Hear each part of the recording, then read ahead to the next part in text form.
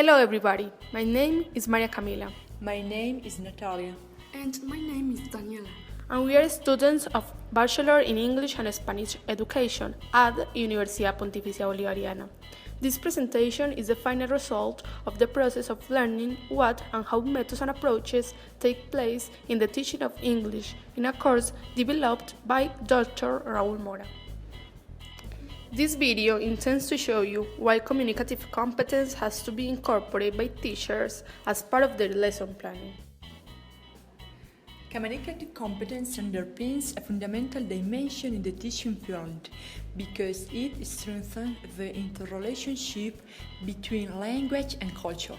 In that way, communication becomes the vehicle through which people share ideas, deconstruct different situations, and consolidate interactions with others. It involves an assortment of codes such as gestural, kinesthetic, oral, and writing. Those codes have different features regarding specific cultures. Communicative competence allows students to comprehend that language is multidimensional, so it intertwines different social correlations in the signification process of life. Communication is expressed in different ways as a communicative act in a particular context and culture, what allows to situate it into a social framework. The communication process goes beyond the relationship between the sender and the receiver. It envelops the most important aspect in communication, the interaction. Without this element, there's no communication. Interaction gives sense and meaning to the message. Rich and Zavala purport that communicative competence refers to the social and cultural knowledge that speakers have in order to use and interpret certain linguistic forms. It not only involves the knowledge of the linguistic code, but also involves what to say and how to say it appropriately. Himes claims that people ought to have a knowledge that directs the appropriate use of the grammar dimension in concrete situations of real life. For this, he proposes 3 units of analysis: communicative situation, communicative event, and speech acts. The first consists in the social context within which communication occurs. The second refers to any activity governed by rules or standards for language use, and the third makes sense within the social event and acquire meaning within this.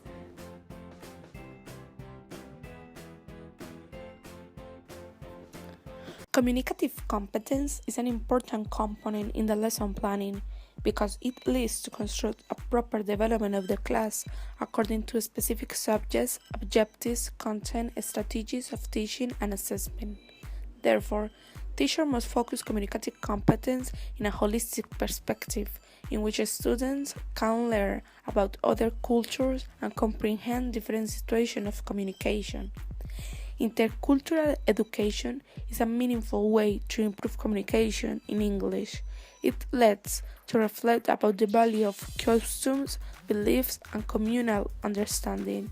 Vygotsky, 2013, claims that intercultural education targets on cooperative models which strengthen social practices and learning mediation. In other words, lesson planning has to encourage students to interpret reality and goes beyond their own culture. That is the reason for which communicative competence is a cornerstone in teaching. The components of communicative competence are significant to cope with the communicative act properly. Their teaching ought not to be lessened to something mechanic, where only the linguistic competence is implicated. Hence, teachers must understand communicative competence as an interrelation among the linguistic, sociolinguistic, strategic, and pragmatic competences. The linguistic competence is a fundamental parameter to understand language as a complex system with specific arrangements. Thereupon, it engages knowledge of distinct rules and structures which depict accuracy, rareness, and value of language. The sociolinguistic competence comprehends an integral part of the communicative competence as a social phenomenon. It comprises the development of some aspects such as social relations, politeness convention, folk wisdom, registered differences, popular language, indigenous people, informal and formal register, dialect, and accent. The sociolinguistic competence, for instance, enables indigenous to use in a flexible way the second language because they associate the accent according to their dialect. But the most important thing is that there are coherence and cohesion in their discourses. The pragmatic competence refers to the ability for using contextual principles in daily communicative process. It encompasses intentions, different registers, and the adjustments that speakers provide to the signs. In fact, this competence entails that students understand how they should use their discourse in diverse speech communities. A speech community refers to a certain group of people who use a similar variety of a language and who share rules to interpret speech. An expression could mean something excellent for a specific region, but also it could have a pejorative explanation for another. For instance, the word chulo means a hairstring in Antioquia, yet it connotes a diet person in Cali. Moreover, the utterance perico means a coffee with milk or a type of drug in Antioquia, but the same word indicates a kind of bird in Caldas. The strategic competence intends to enhance the connection when there is a communication breakdown.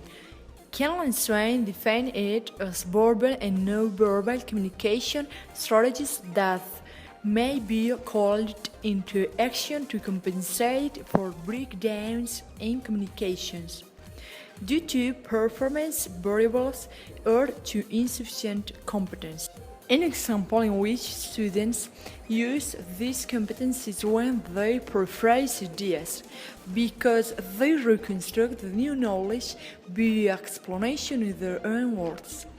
Other strategy refers to ask to the other some question about the conversational topic, or use of pause filters as alright, let's see, and so on.